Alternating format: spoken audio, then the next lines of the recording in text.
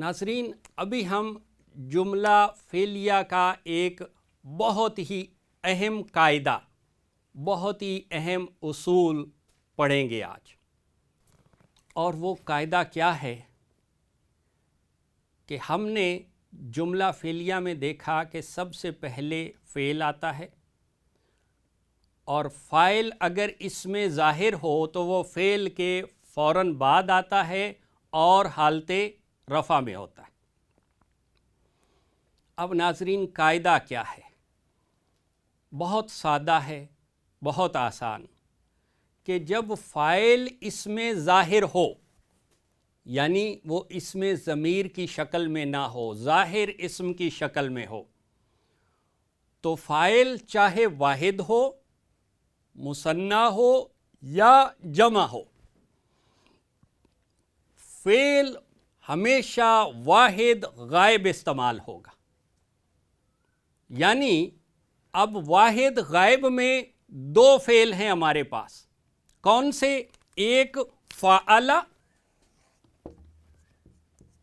یہ واحد غائب کا صیغہ ہے ناظرین، فعل جس کا معنی ہے اس نے کیا، اور دوسرا ہے واحد مؤنث غائب، یہ واحد مذکر غائب ہے، فعل اس نے کیا، اور واحد مؤنث غائب کیا ہے؟ فعلت۔ تو ناظرین، یہ دو فعل جو ہیں بیسیکلی واحد غائب کے صیغے ہیں، یعنی third person singular, third person singular, پہلا مذکر کے لیے اور دوسرا مؤنث کے لیے۔ تو فعل کا معنی ہوگا اس مذکر نے کیا، ہی ڈڈ، اور فعلت کا معنی ہوگا اس مؤنث نے کیا، یعنی شی ڈڈ۔ تو قاعدہ کیا ہے کہ جب فاعل اس میں ظاہر ہو، جب فاعل اس میں ظاہر ہو تو فاعل چاہے واحد ہو، مثنیٰ ہو یا جمع ہو، فعل ہمیشہ واحد غائب استعمال ہوگا، یعنی فعل یا فعلت۔ البتہ جنس کا لحاظ رکھا جائے گا، اور جنس کا لحاظ کیا ہے کہ اگر آپ کا فاعل مذکر ہو تو فعل واحد مذکر غائب استعمال ہوگا، فعل، اور اگر آپ کا فاعل مؤنث ہو تو فعل واحد مؤنث غائب استعمال ہوگا۔ بہت سادہ بات ہے۔ اب ناظرین، ایک فعل ہے عین، با اور دال، عین، با اور دال، یہ جو کہتے ہیں ہم عبادتن، عبادت کرنا، عبادت کرنا، اس کا مادہ کیا ہے؟ عین، با اور دال، اور یہ فعل کے وزن پہ آتا ہے، تو کیا بنے گا؟ عبادہ۔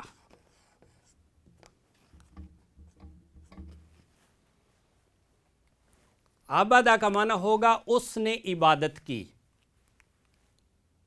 ہی ورشپڈ، واحد مذکر غائب نے۔ اور اب اگر ہمیں اس کا نام بھی معلوم ہو کہ کس نے عبادت کی، اور ہم کہیں کہ عبادت کی ایک مسلمان نے، مسلمان کی عربی کیا ہے؟ مسلمن۔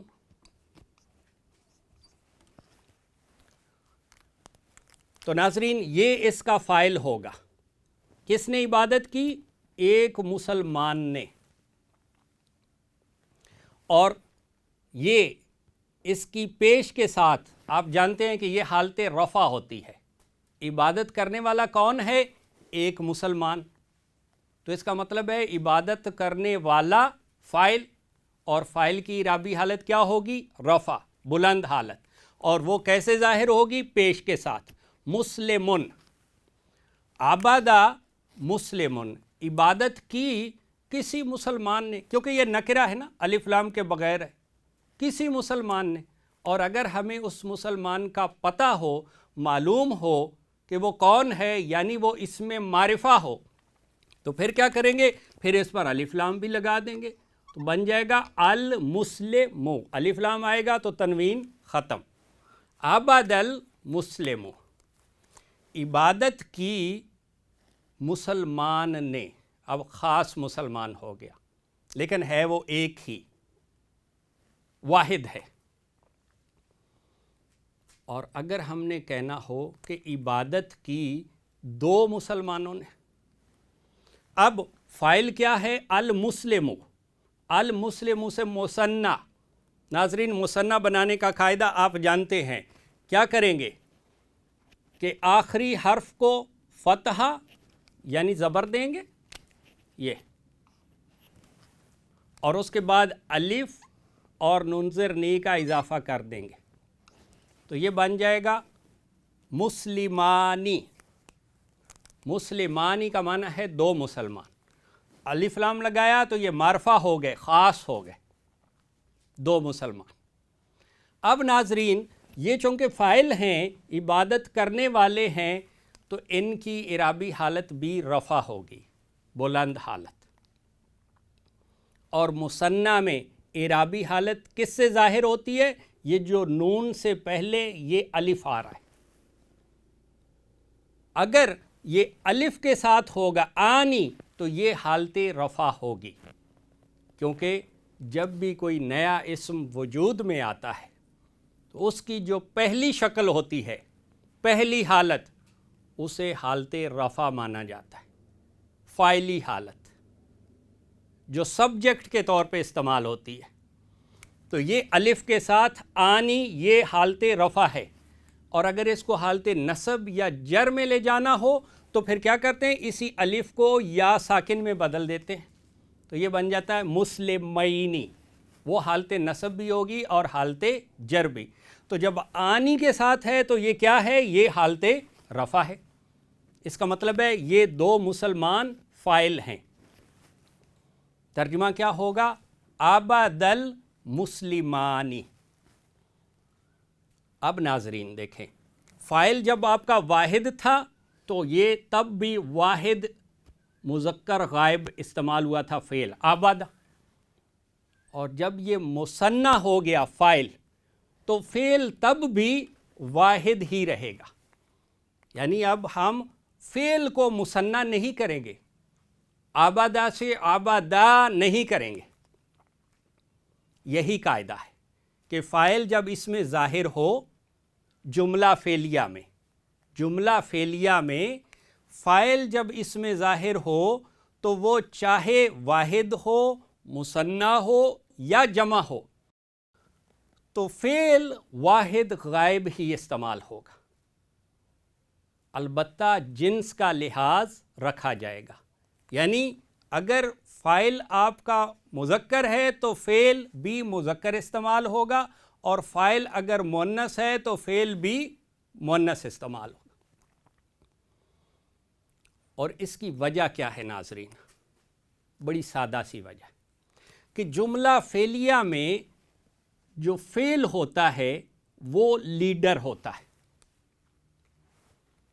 وہ امام ہوتا ہے، کیونکہ وہاں سے جملہ شروع ہو رہا ہے۔ اور ناظرین اب اگر ایک لیڈر ہو تو اس کے جو فالوورز ہیں، اس کو ماننے والے یعنی فاعل، وہ چاہے ایک ہو، چاہے دو ہو، اور چاہے ہزاروں یا لاکھوں میں ہوں، تو لیڈر تو ایک ہی رہتا ہے نا۔